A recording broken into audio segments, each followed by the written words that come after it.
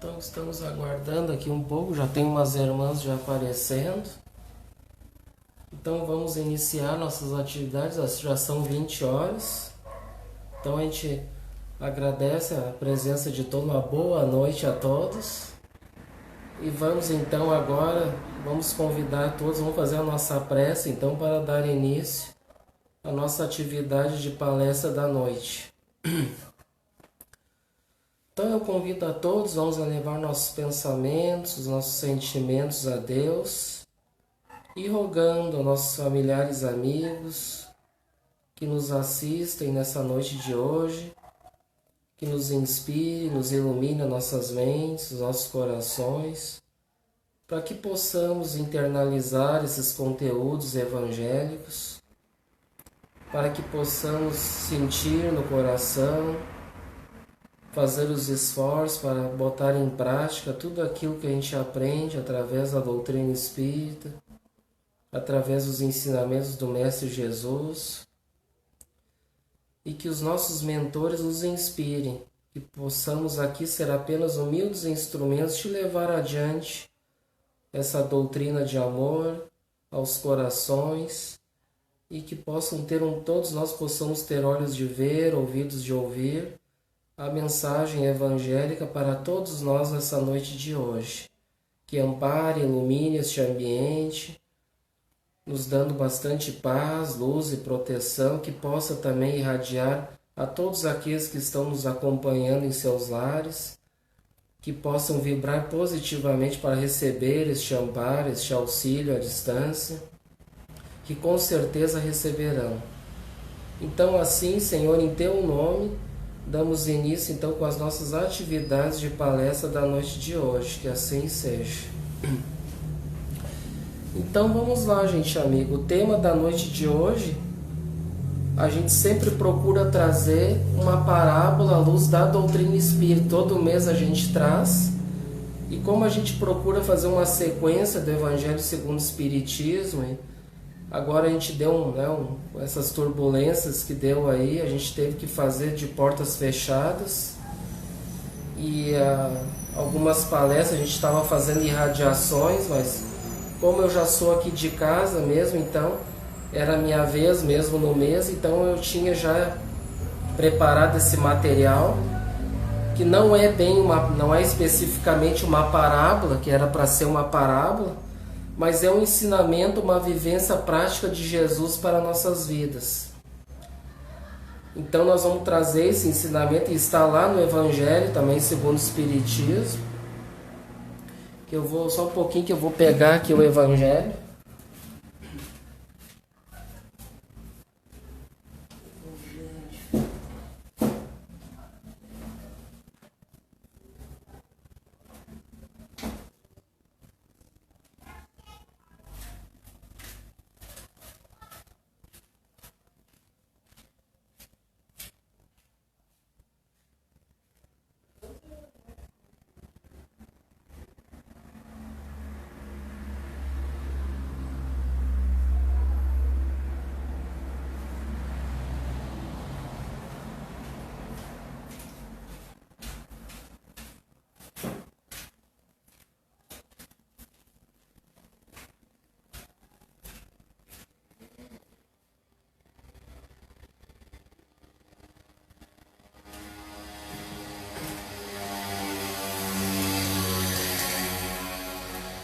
Tá aqui.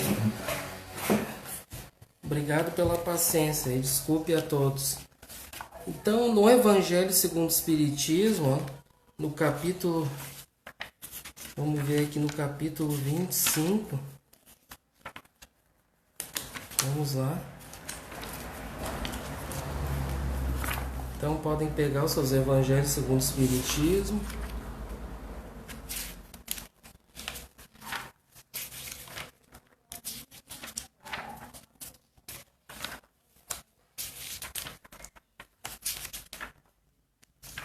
Vamos ver aqui. Então, no Evangelho segundo o Espiritismo, no capítulo 26, que é a sequência que a gente está fazendo desse capítulo, e que caiu aqui a esse título, Os Mercadores Expulsos do Templo. É no título Dai gratuitamente o que gratuitamente recebeste, lá no Evangelho segundo o Espiritismo. Kardec dá uma explicação assim bem curta, assim.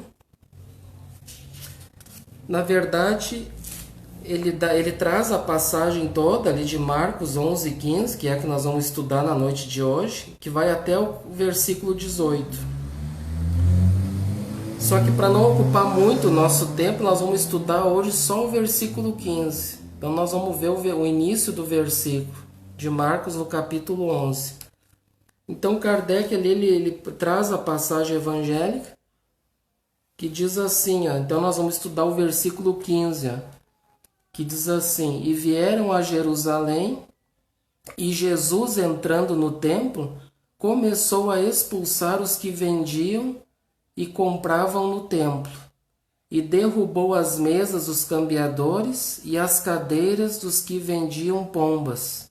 Então, Marcos, capítulo 11, versículo 15. Então, esse é que nós vamos nos ater na noite de hoje. E Kardec aqui ele coloca o título aqui, Mercadores Expulsos do Templo. O título que a gente colocou aqui de estudo é a purificação do templo. Nós vamos então aqui, Kardec ele dá só uma pitadinha disso tudo, né?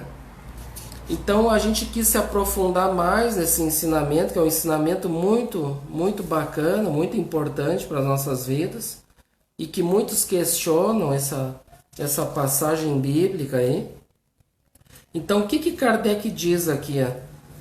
Kardec diz assim, na sua explicação, no item 6, ó. Jesus expulsou do templo os mercadores, condenou assim o tráfico das coisas santas, sob qualquer forma. Deus não vende as suas bênçãos, nem o seu perdão, nem a entrada no reino dos céus. Não tem, pois, o homem o direito de lhes estipular preço. Então, como ele entrou para esse capítulo, Kardec colocou, ele codificou e colocou nesse capítulo 26, que é Dai gratuitamente o que gratuitamente recebeste. Então ele se atém mais nessa parte aqui que Jesus então expulsou os mercadores, os cambiadores lá no templo e condenou então o tráfico das coisas santas.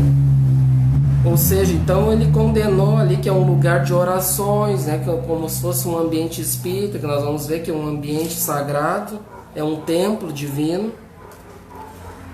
que deve ser um ambiente saudável, não deve ter então comércios, né, não deve ter tráficos nessas casas, nesses templos aí. E ele coloca então que Deus não vende a sua bênção, nem não vende o seu perdão, não vende o reino dos céus, não é vendido, como muitos acham, até há pouco tempo, né? A gente sabe que faziam até a venda do reino dos céus, né? Um terreninho no céu. Então não tem, pois, o homem o direito de lhes estipular preço. Quem somos nós para estipular preço e vender coisas santas? Quando Jesus nos ensina, dai de graça o que de graça recebeste, que é o título, inclusive, desse capítulo 26 do Evangelho segundo o Espiritismo. Então ninguém tem o direito nenhum de cobrar nada. Então Kardec ele dá essa pitada para nós aqui sobre essa passagem bíblica. Mas a gente quis se aprofundar mais, e como a gente gosta muito do Evangelho de Jesus, da Bíblia, vai no original, a gente estuda, né? A gente está estudando Mateus também. E a gente quis se aprofundar mais nessas passagens. E a Francisco de Assis, ela também trabalha junto à UNEP, né? Ela é um NEP, que é um núcleo de estudo e pesquisa do Evangelho, não do Evangelho segundo o Espiritismo somente, né? Que é muito conhecido por nós espíritos, mas a Bíblia, né? A Bíblia, o original, os ensinamentos de Jesus. Então a gente quer saber mais sobre isso, porque tem figuras aqui, tem símbolos aqui muito importantes para nós. Então Kardec ele dá um contexto geral, né? Um contexto geral desses mercadores expulsos do templo. Por que Jesus expulsou eles do templo? E até diga-se de passagem que tem muitos que dizem até que até certa feita eu conversando com um amigo e ele pegou e me falou sobre essa passagem. Já faz algum tempinho, já ele me questionou sobre isso. Não sei que nós estávamos falando sobre... Ele gosta muito de conversar sobre políticas, né? O contexto geral do que está acontecendo na humanidade. E aí, casualmente, ele não me lembro bem como é que foi o assunto, mas ele diz, mas ele disse assim, até Jesus expulsou lá, derrubou tudo, quebrou, chutou o pau da barraca, né? Dizendo assim com palavras simples, né? Eu dizendo com palavras simples assim, ele dizendo. E daí eu disse, mas não é bem assim, né? Ele não entendeu bem. Para ele, Jesus, ele pegou e foi muito rígido ali, foi muito bravo ali, muito xingou todo mundo, brigou, disse, mas se até Jesus era brabo e xingou, né, o que sobra para nós, né? Daí eu disse, não, calma, que não é bem assim, que a gente estuda, né, que Jesus é amor, é caridade, foi o espelho divino aqui na Terra, e a gente sabe que Deus é amor. Mas só que Jesus também, ele era muito amor e caridade, mas ele tinha ele era enérgico também em certas situações. Assim como nessa passagem ele foi enérgico nesse momento. Ele teve que ser enérgico nessa situação. Porque imagina se ele chegasse lá no templo e dissesse, pessoal, dá licença, não pode fazer isso aqui, né? Como uma pessoa assim, bem tipo que nem o nosso Chico Xavier, né? O nosso Chico era muito assim, né? Tudo ele amenizava, né? Sempre procurava, nunca... o Chico ele não era um espírito assim enérgico, né? Então Jesus ele tinha moral para isso. Ele era enérgico quando tinha que ser, quando, por exemplo, em outras situações que ele era enérgico com os fariseus, quando ele disse nas passagens bíblicas, né?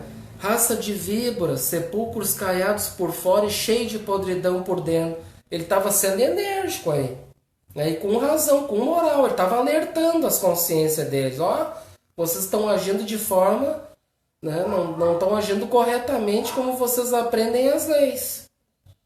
Então, se ele dissesse de uma forma, irmãozinhos, queridos, né, não fazem isso, porque, né, fosse assim amenizado, eles, né, eles iam escutar Jesus? Então teve certos momentos que ele teve que ser rígido, teve que ser, né, tinha que ter autenticidade, né, ali nas suas palavras, enérgico, com moral, né, ativa. Então a gente vê que Jesus, então, em certos momentos, ele não é que ele, vamos dizer assim, que nessa passagem ele sai fora da casinha, se descontrola. Como que um espírito crístico como Jesus vai sair da casinha? A gente sabe que somos imperfeitos e muitas vezes alguém pisa no nosso calo, a gente sai da casinha, né? A gente se irrita, a gente revida. E o mestre não nos ensinou que a gente deve dar a outra face? Não pagar o mal com o mal? Então como é que ele vai se contradizer nos seus ensinamentos? Se a gente deve perdoar, deve amar... Como é que ele vai pegar então numa passagem dessa aí? Uma hora Jesus diz para nós amar, ter compaixão, ter caridade, aí ele vai lá e briga com todo mundo, lá se descontrola, porque muitos têm esse entendimento dessa passagem. Que Jesus ele perde o controle, que ele se irrita com todo mundo, que ele briga e derruba tudo, expulsa os animais, mas... A gente não tem que ver por esse lado, então a gente deve analisar tudo à luz da doutrina espírita, dentro de uma fé raciocinada, refletida, sentida. Então, se a gente aprende que tudo que Jesus nos ensina, que é amor, que é caridade, como que ele vai, né, ter uma atitude dessa perante a vida, perante esses ensinamentos do Evangelho? Então, muitos têm como desculpa, inclusive, mas Jesus também perdeu as estribeiras lá no templo lá. Então por que eu também não posso me irritar e perder as estribeiras também? Não é? Então muitos têm esse desculpismo. Mas isso é falta de quê? De estudo, de entendimento das passagens evangélicas. Então a gente não pode ter isso aí como uma desculpa. Jesus não agiu dessa maneira.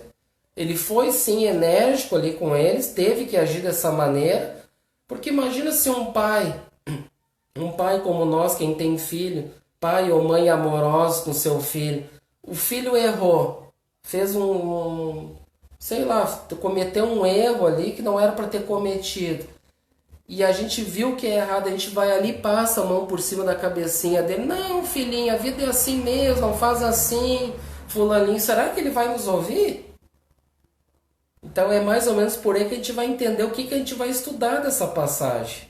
Para a gente tirar da mente essa passagem deturpada que muitos têm como Jesus, né, que ele se descontrolou na situação. É mesmo, um pai chega ali descontrolado com o seu filho ali, pega e bate no seu filho, ali se irrita com ele, não é uma atitude correta, né?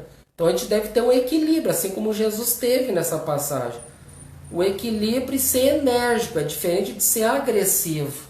Então veja essa diferença que tem entre agressividade, né, impulsividade, né, e de ser enérgico, de agir com energia em certas situações, né, que deve ser agir corretamente. Então com um filho, o filho errou, eu devo ser enérgico. Ele, fulano, tu fez isso, não é para fazer, tá errado. Explicar para ele, se ele é um adolescente, explicar para ele por que ele errou, para que ele não erre novamente. Assim como Jesus dizia, você pecou, mas não tornes novamente a errar, a pecar, né? Então, se nós chegar ali pro nosso filhinho ali, passar a mão por cima dele, ele vai nos ouvir? Então ele vai entrar no ouvido, ele sai no outro, vai fazer de meu pai só pegou ali, nem brigou comigo, não foi enérgico comigo, não foi uma cobrança ali enérgica, ele chegou manso ali comigo, então tá tudo bem, tá tudo certo. É mais ou menos por aí, né?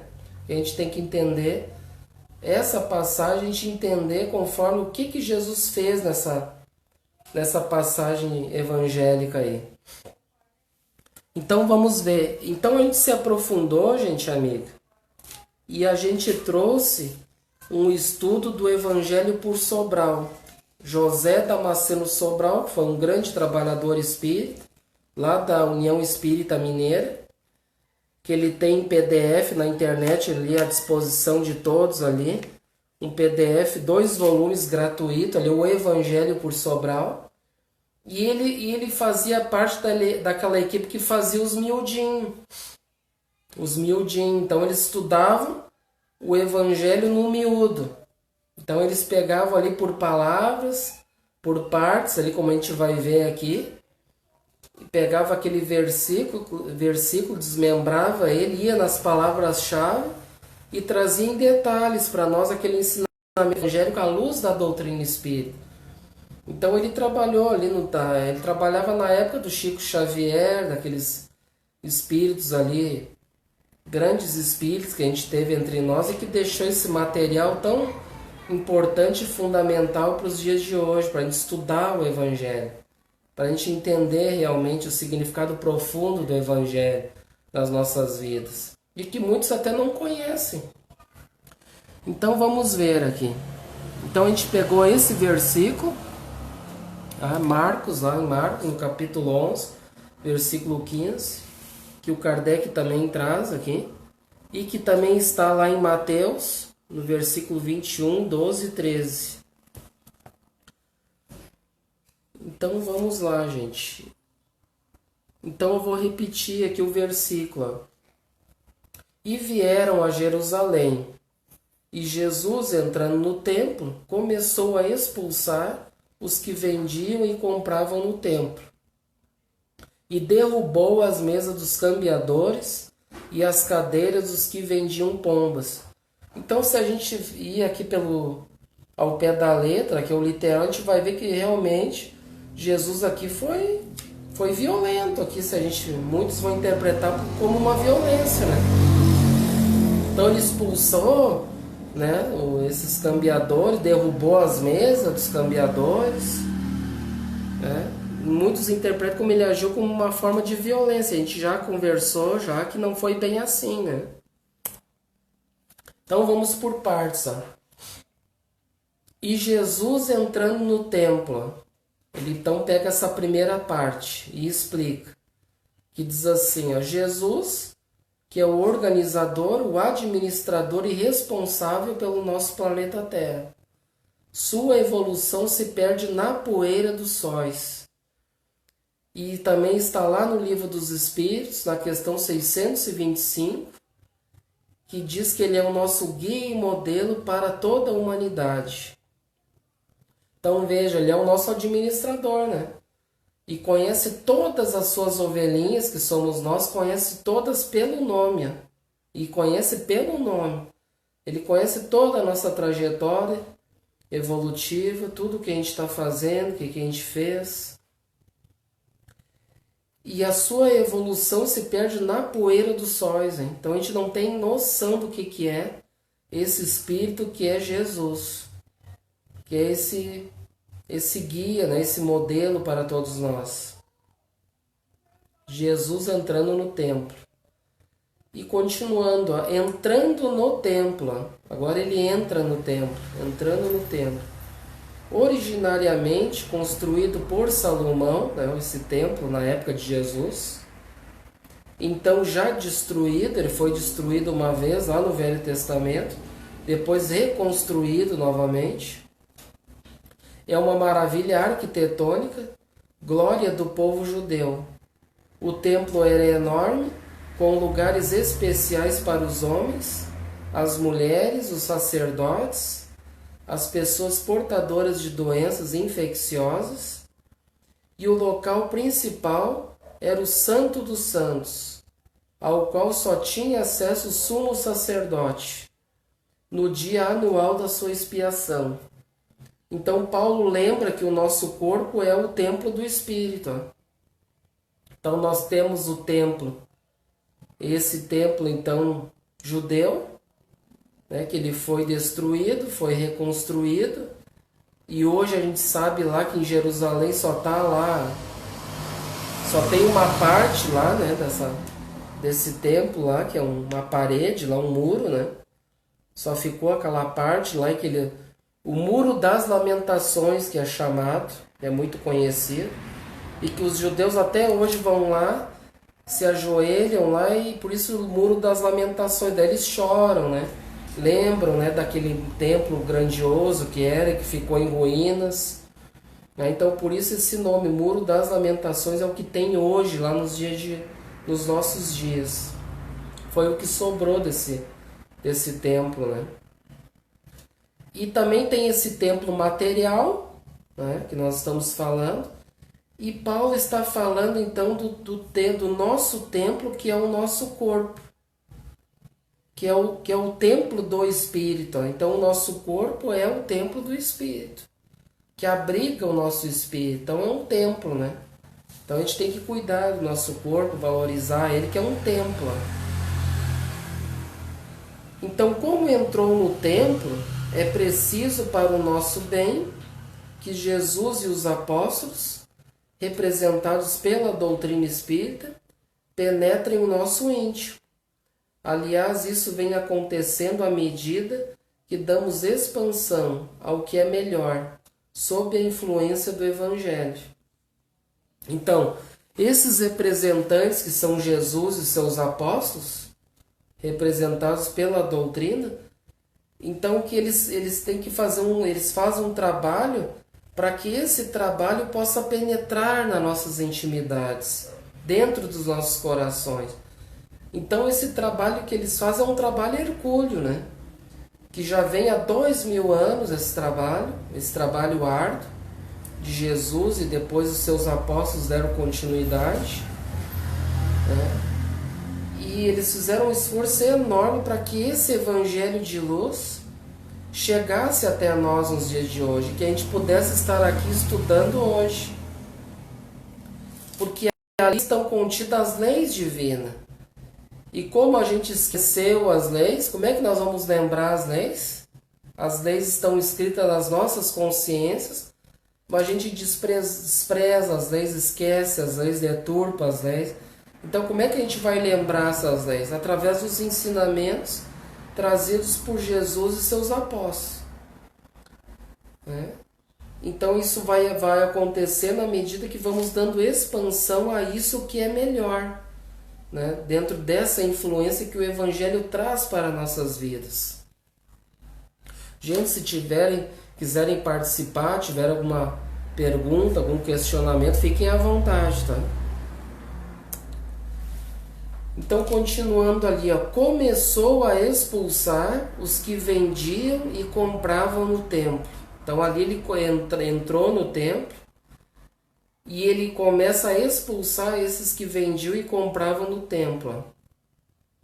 Então, aqui a explicação. Para que o comércio se estabelecesse no templo, é lógico que havia conivência das autoridades religiosas e até interesse. Então, a gente sabe o interesse que tinha aqueles sacerdotes, né, os fariseus da época, os judeus, que tinham interesses pessoais, né? E tinham interesses financeiros, né? Eles tinham diversos interesses. E principalmente na Páscoa, que era a principal comemoração religiosa judia. Era enorme a afluência de gente em Jerusalém. Judeus procedentes de todas as partes do mundo. Os animais se destinavam aos sacrifícios e holocaustos. Estes quando toda a vítima era queimada. E aqueles, os sacrifícios, quando só partes. Então, o que acontece? Tinha essa comemoração lá no templo, essa Páscoa. Então, as pessoas levavam lá, então, animais, para que fossem queimados, então, esses sacrifícios, eles acreditavam que aquela fumaça, aquele sacrifício, eles colocavam no altar, que era oferecido a Deus, para a remissão dos seus erros, dos seus pecados. Então eles levavam aqueles animais no altar, era queimado lá pelos sacerdotes, então eles ficavam quites com as leis divinas, né? E claro, nós vamos ver ali, tinha os animais, desde os pequenos animais para os mais pobres, que eram as pombas, até os grandes animais, né? Então aqueles que tinham pouco dinheiro, pouca condição, levavam aqueles animais mais baratos, que eram as pombas, né? E aí então, ou seja, era a remissão dos seus pecados era em partes, como a oferenda era pequena, né? A remissão dos seus erros era também uma parte dos erros, era pequena aquela parte. Agora, se tu levava, por exemplo, um boi, né, para queimar, que eles até diz ali, eles faziam em partes, então a pessoa saía dali benzendo, saía purificada dos seus erros, né? Que daí queimava tudo ali, né? A remissão dos seus erros. Isso a gente está explicando então como é que era, né? Para trazer a curiosidade daquela época, como é que funcionava essa Páscoa, o que faziam nesse tempo, essas oferendas, sacrifícios que levavam, que funcionava assim. Então, o templo, de fato, não é casa de comércio. Então, eles vendiam. Então, como as pessoas utilizavam desses animais, eles já ficavam lá. As pessoas iam chegando de todas as partes e eles ficavam oferecendo. Já lá aqui uma pombinha, portanto, um cabrito, isso e aquilo. Faziam troca de câmbio de dinheiro, né? Troca de pessoas que vinham de outras regiões, era outra moeda. Eles aceitavam as moedas romanas. Então tinha esse câmbio ali também, essa troca de moeda. Então é uma casa de comércio, né? Então nada mais justo que Jesus ir ali e adverti-los ali desse erro, né? Ó, mas aqui se é um templo, é uma casa de oração, o que vocês estão fazendo? Né? Estão fazendo a casa do Pai uma casa de comércio. Então aí que ele é enérgico com eles, né? Então continuando ali, às vezes não corre dinheiro, ó, mas há uma troca comprometedora de atenções, de gentilezas. Isso para nós nos dias de hoje, né, gente? Por exemplo, dentro das casas espíritas, dentro dos templos religiosos, às vezes pode não, que nem nos templos espíritas, não deve correr dinheiro lá dentro da casa espírita, não é o correto. Mas muitas vezes não corre esse dinheiro, mas há essa troca comprometedora de atenções, né? De gentileza, de agrados, né?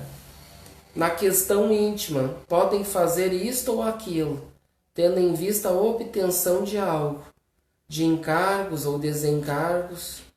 Então muitas vezes não tem dinheiro ali, mas tem aquela, vamos dizer assim, um dito assim entre nós, assim, as chamadas tipo panelinhas, né, que existe dentro, de repente dentro das casas espíritas, que não deveria, né, mas a gente sabe que às vezes tem. Então tem aquela troca de favor, eu te agrado aqui, mas tu me dá aquele cargo lá, eu quero ser o presidente do centro, tipo uma coisa assim, né. Eu vou agradar o fulano porque eu vou me dar bem com ele, né, vou pegar as melhores coisas dentro da casa espírita para fazer. É esse tipo de coisa assim, né, que ele está dizendo aqui. Mas aí ele continua dizendo, ó, o bem deve ser feito por amor ao próprio bem, ó, olha só. Então o bem deve ser feito por amor ao próprio bem. Ó. Então a gente trabalhar, se dedicar naquele momento para Jesus, ali com Jesus nos corações, para o bem. Tanto para o nosso bem quanto para o bem do nosso próximo. Então tudo aquilo que a gente for fazer dentro dos tempos religiosos, desde dar uma boa noite, uma boa tarde, entregar um panfletinho que limpa a casa espírita, fazer aquilo com amor, né? Que aquilo esteja fazendo bem para a vida dela. Isso é importante. Fazer com amor, não contra a vontade. Não, porque o fulano me colocou aqui, porque eu tenho que fazer, eu sou obrigado a fazer, porque o que vão dizer de mim se eu não for na casa, se eu não fizer? Os obsessores vão me pegar, e etc, e etc. Então, indispensável que Jesus, personificado nas virtudes, ainda incipientes, permaneça atento dentro de nós. Então, que indispensável que Jesus, então, personificado nessas virtudes, que Ele nos traz para nós há 2000 anos, que permanecemos atenta dentro de nós essas virtudes. E para essa personificação das virtudes dentro de nós, é imperioso o conhecimento da doutrina espírita. Porque muitos podem questionar, tá, mas e como que eu vou, né, praticar as virtudes dentro de mim, ensinadas por Jesus, né? A gente precisa conhecer, precisa estudar. Então as casas espíritas oferecem palestras, como na noite de hoje, estudos da doutrina, para a gente entender, mas o que são essas virtudes? Estão dentro de mim, para que serve? Como é que eu vou trabalhar isso dentro de mim? Então nós vamos conhecer, vamos estudar, vamos aprender, vamos internalizar aquilo, não ficar só no intelecto, não ficar só decorar o evangelho, não vai adiantar de nada. A gente tem que sentir ele no coração, internalizá-lo e vivenciar aquele ensinamento, assim como na noite de hoje. Então os templos, né, tem os templos religiosos, que a gente não deve ter comércio dentro dos templos. E como ele diz ali, não só os comércios, muitas vezes pode não haver comércios que haja dinheiro, que corre dinheiro dentro das casas, né, que é um grande erro, né, que a gente deve, claro, todas as casas aí vão, mas como assim? As casas precisam de dinheiro para se manter, claro, precisam, mas só que não misturar as coisas. Colocar em outro ambiente, que nem ali está dizendo ali, eles faziam ali dentro do templo de oração, ali não é o local adequado. Então fazer em outro local que não atrapalhe aquele local que é um local de orações, que os benfeitores vão estar ali. Então não é um lugar que para envolver esse tipo de coisa, de situações. É isso que a gente tem que entender, né? As casas precisam, né, de angariar ali fundos, né, para ter o sustento da casa. Claro, é necessário, é importante. Muitas vezes tem casas que são grandes, casas que pagam aluguel, que precisam de dinheiro. Então, Hoje a gente vive num mundo que a gente precisa do dinheiro material, né, para se manter, mas só que não misturar as coisas. Porque o que é o principal papel das casas espíritas? É promover o espírito imortal. Então, nós vamos estar promovendo o espírito imortal fazendo comércio? Tipo assim, ao invés de nós pegarmos e dali no templo, ali no salão, que é para fazer palestra, orações, eu começar ali fazer venda de coisas ali, não faz sentido isso, né? Porque muitas vezes as pessoas daí, ao invés de ir ali para ouvir o evangelho e promover o espírito imortal, ao invés disso ter ali, por exemplo, comércio, o que elas vão aprender ali? E muitas vezes até enche a casa quando tem comércio. Aí a casa espírita enche de gente. E daí por que quando tem palestra, tem estudo, tem orações, por que será que tem tão pouca gente dentro das casas espíritas? Então é de a gente refletir, peraí, tem alguma coisa errada aí.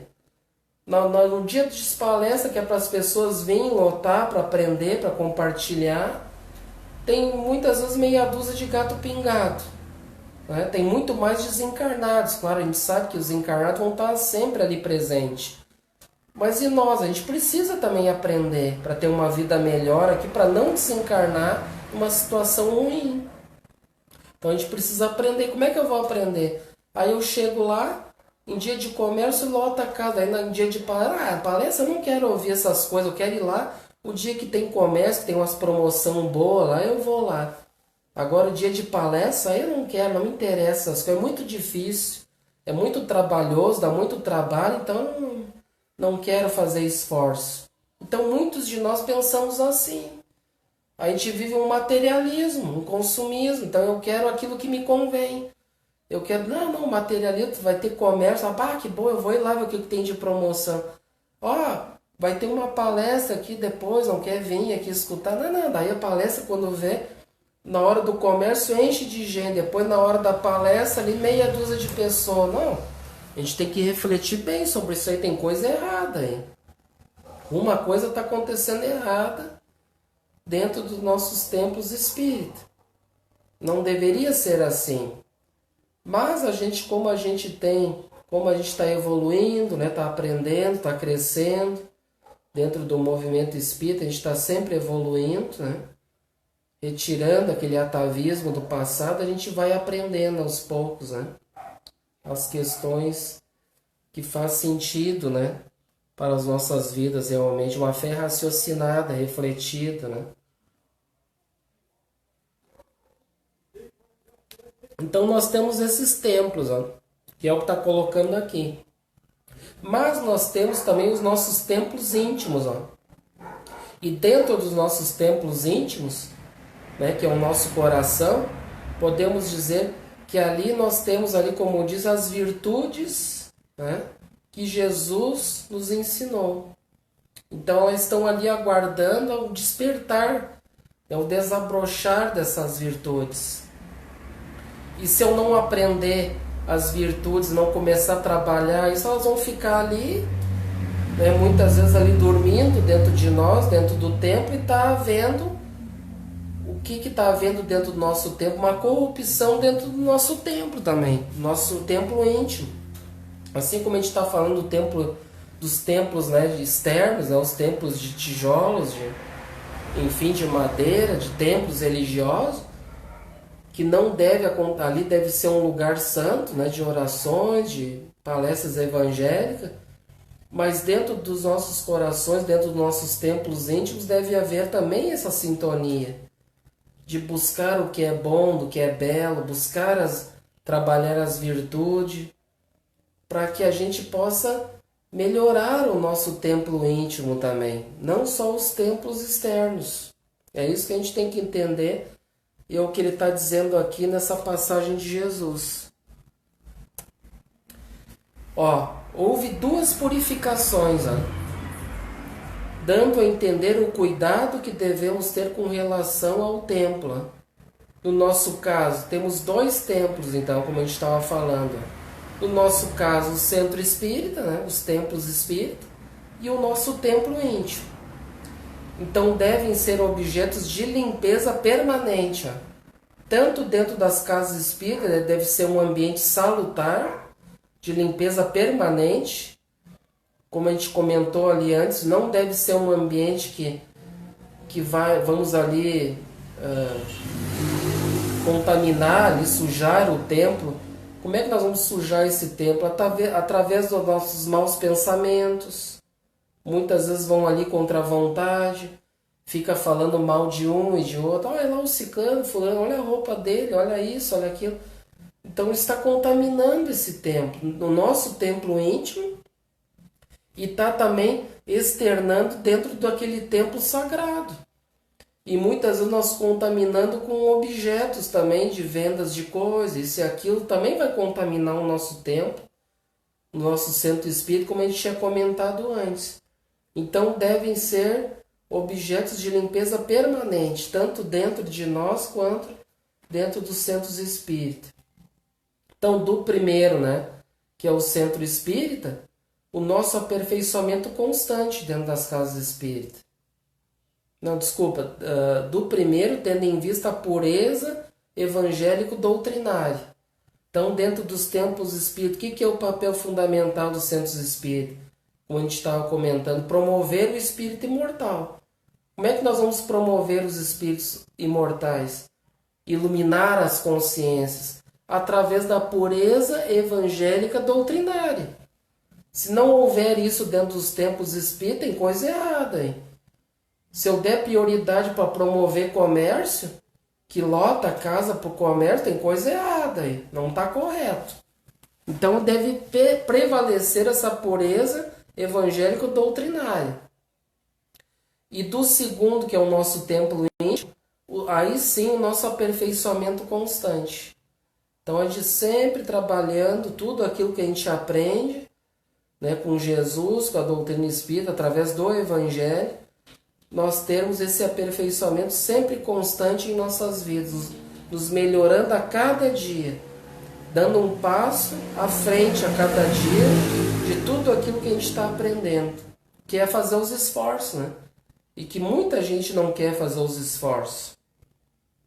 Ambas só podem ser realizadas a contento com Jesus e os seus métodos.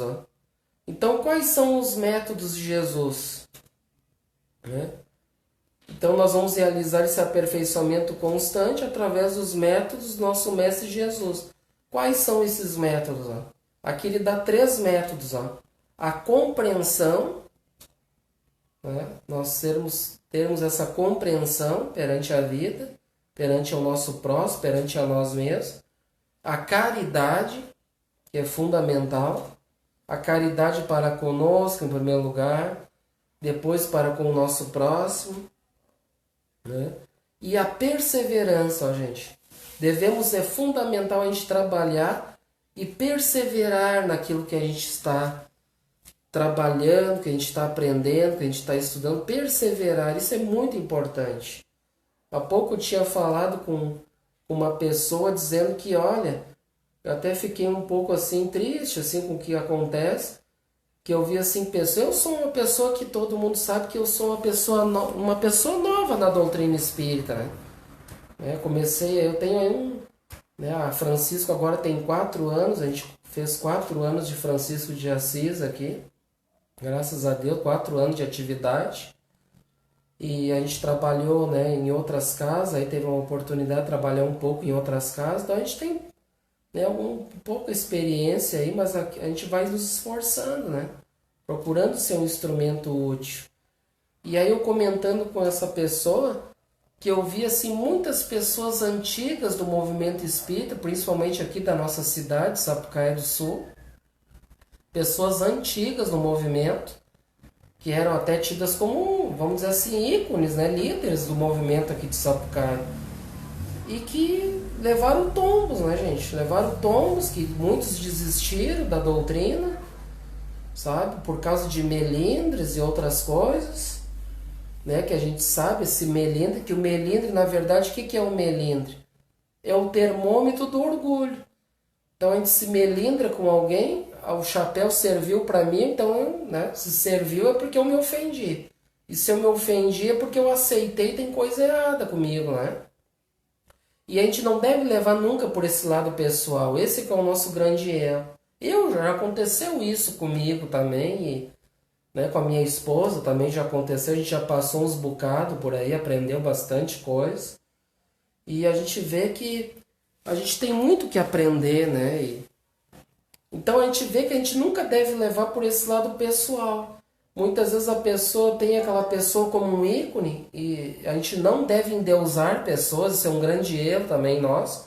Porque muitas, eu endeuso aquela pessoa dentro da casa, aquela pessoa para mim é maravilhosa, se ela não estiver na casa espírita eu não vou, eu fico sem chão, ela é minha bengala, ela é meu tudo.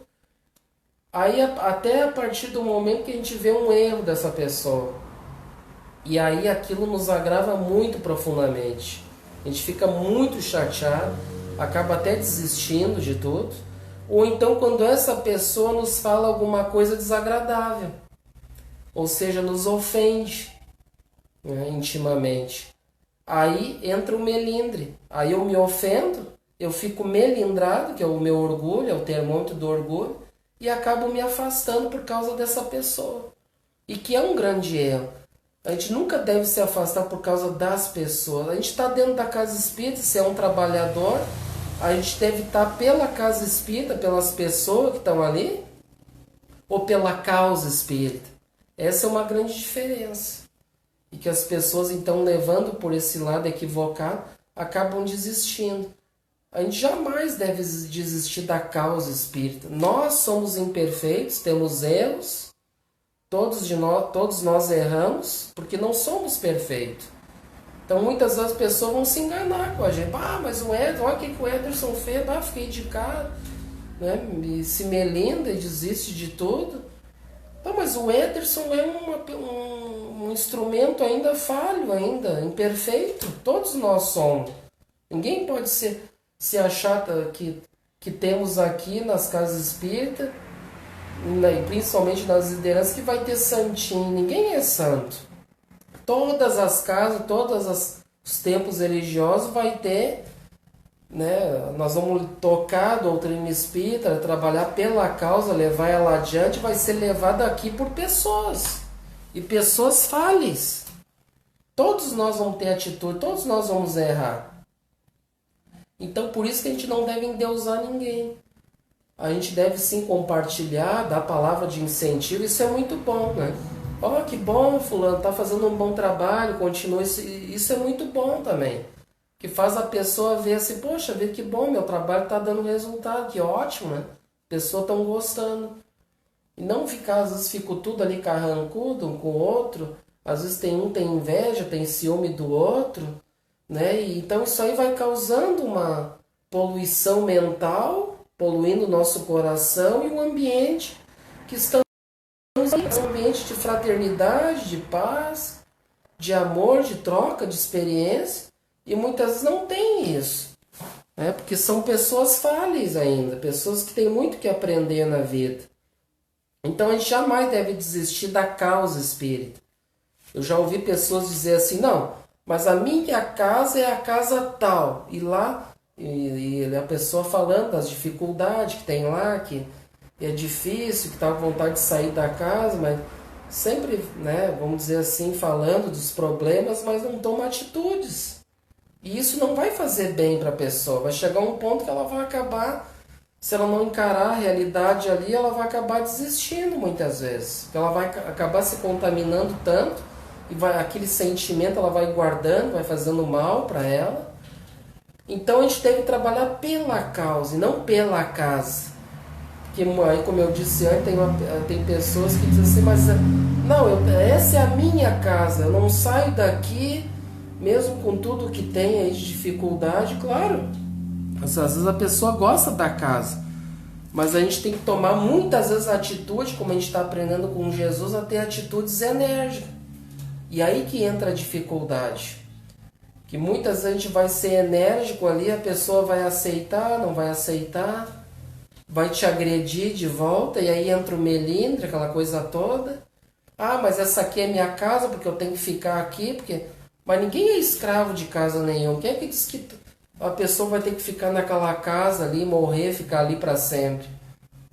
Se aquilo ali a gente vê, conversou com o pessoal, eles não querem mudar e aquilo está nos fazendo mal e não está de acordo com a causa espírita, eu vou continuar insistindo naquilo ali me fazendo mal? Não, tá errado. Me desculpem. Não está me fazendo um trabalho que é para ser um trabalho que é para ser um trabalho no bem, está me prejudicando? Não, tem coisa errada. Então se está me prejudicando, então eu devo me abster, então, se está me prejudicando. Então a gente não desistir. Essa casa está com um problema, já conversei, não der certo, está me fazendo mal, vou para outra casa. É simples.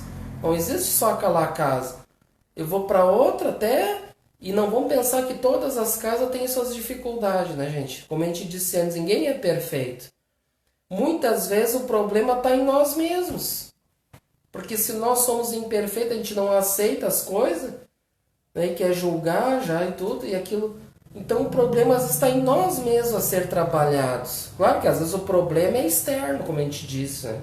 Mas cada caso é um caso, né? Que serve para a gente refletir nessa noite de hoje. Então ter essa perseverança, gente, não desistir da tarefa de amor, né? A tarefa de amor, de luz, né? De trabalho que Jesus nos confiou junto a Ele. E agora tem o termo a ser usado que é expulsar, uma outra palavra-chave.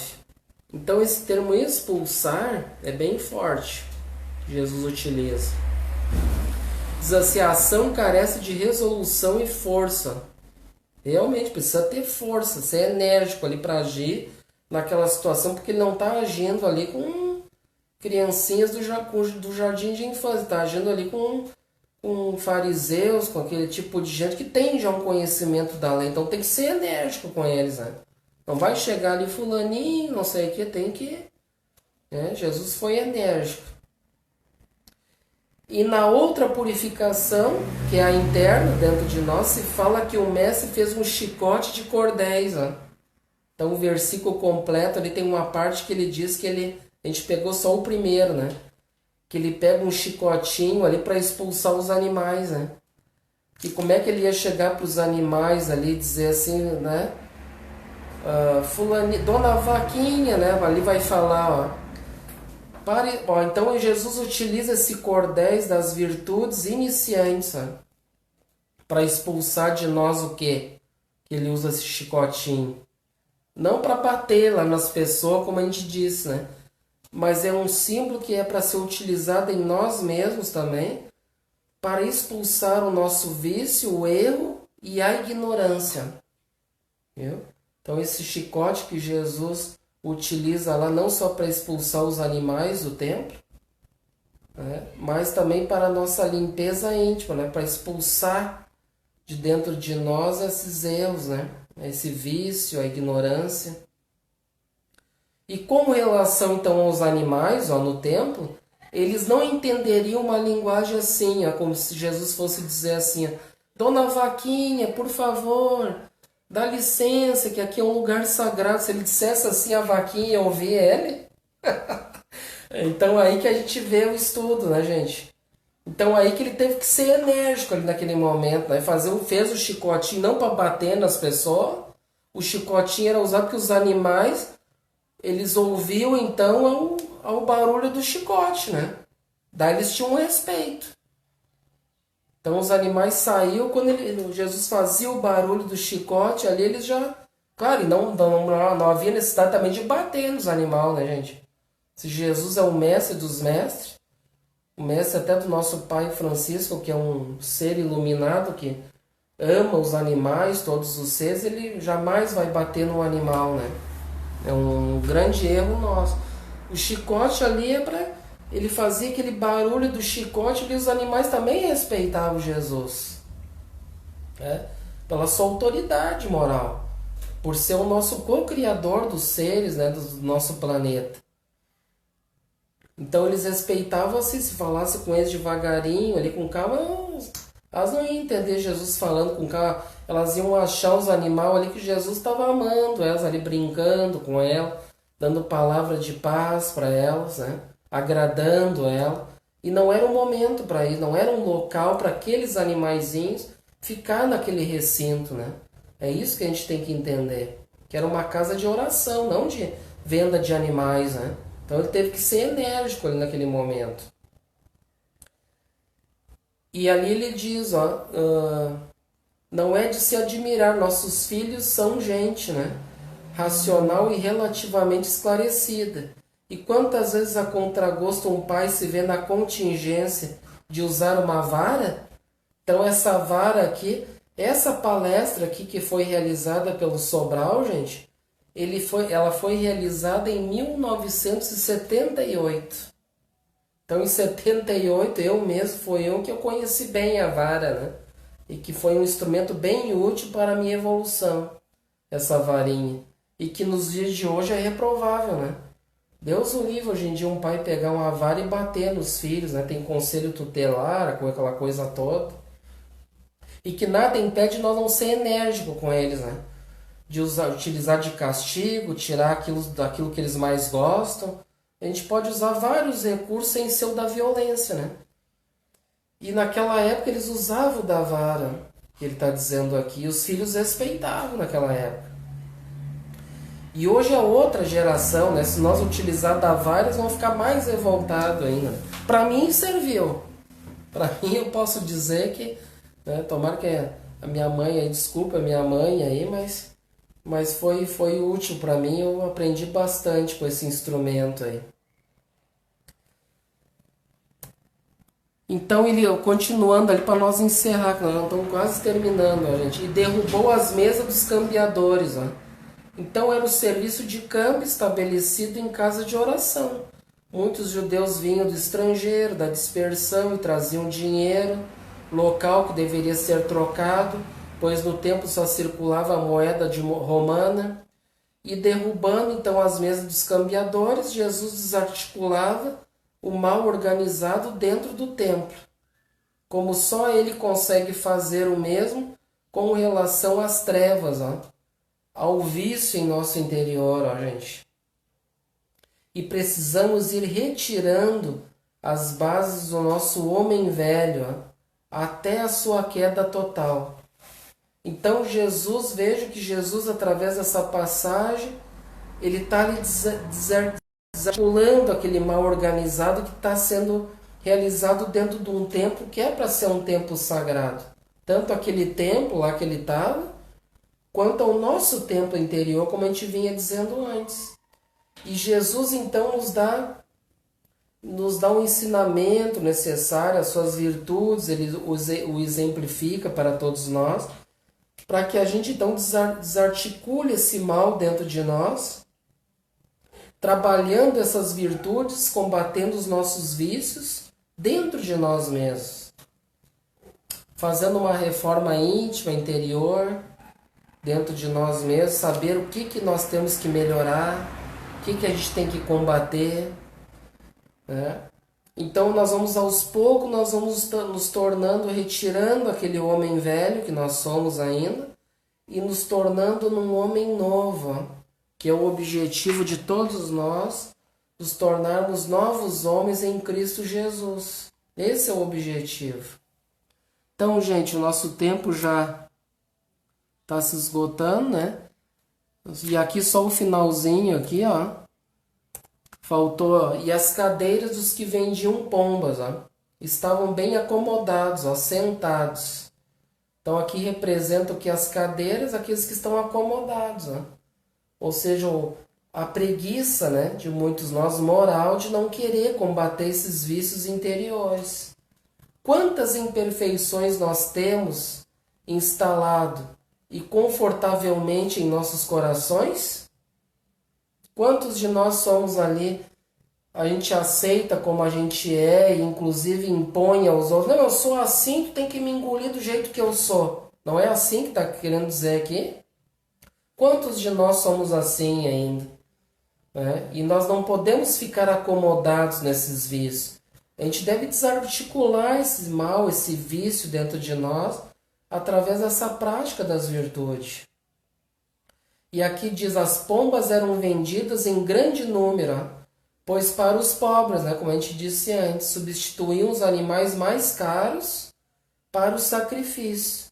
Então fica a lição, os pequenos erros podem nos conduzir às grandes complicações. Viu? A gente estava dizendo, levou uma pombinha lá, que ele era pobre, ele vai ali então retirar um pequeno erro. Mas esses pequenos erros podem nos conduzir às grandes complicações. Que muita gente vai vivendo aqueles pequenos erros e vai deixando, mas é só uma coisinha pequena, e dá um errinho aqui, é só um errinho, daqui um pouco dá outro ali, vai indo, quando vê, tá repleto de erros. Vai ter que pegar um caminhão de pombas aí e levar lá pro templo, lá, que eles faziam lá para queimar esse monte de pomba aí, Como se isso resolvesse, gente? Para aquela época era um método que eles utilizavam naquela época. E então a lição fica para nós que isso tudo, na verdade, não são os atos exteriores que a gente vai praticar que vai nos redimir dos nossos erros, mas sim os esforços que a gente faz para combater essas más inclinações. E desde esses pequenos erros, que começa ali, já dos pequenos, e quando vê se torna um grande erro. Então, gente amiga, muito obrigado pela paciência de todos, pela participação. Espero que tenham tido um bom entendimento dessa passagem de Jesus, a purificação do templo, ou os mercadores expulsos do templo, que a gente viu também, está lá no Evangelho segundo o Espiritismo. Então a gente agradece a todos e vamos então fazer a nossa prece de encerramento. E vamos então convidar todos, vamos então primeiramente agradecer por esse aprendizado de Jesus para todos nós na noite de hoje, e que possamos então nos aperfeiçoarmos, internalizar esses ensinamentos de Jesus, que com certeza nos dá as ferramentas necessárias para desarticular todo o mal que há dentro de nós, todos os vícios que ainda há dentro de nós, e que possamos, através desses esforços, praticando essas virtudes, nos tornar pessoas melhores, homens novos em Cristo, para que possamos herdar essa nova terra, esse mundo novo que está por vir, um mundo de paz, de harmonia, de entendimento entre todos. Que possamos então fazer esses esforços para que possamos então ter as benesses de um mundo melhor dentro de nós mesmos. Muito obrigado a Pai Francisco, a nossos amigos por essa oportunidade aqui nesta casa de Francisco de reflexão na noite de hoje. Que abençoe e ilumine a todos os lares que vibraram conosco positivamente, aqueles que não puderem estar conosco refletindo, que vão assistir posteriormente, que todos recebam esta luz e este amparo, este consolo da casa de Francisco. Muito obrigado a todos e que assim seja. Tenham todos uma boa noite e até os próximos encontros.